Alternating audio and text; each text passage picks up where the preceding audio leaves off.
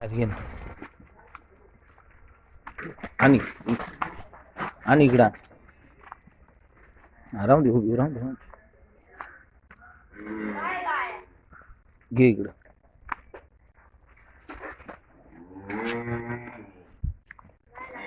थांब उभी कर उभी कर.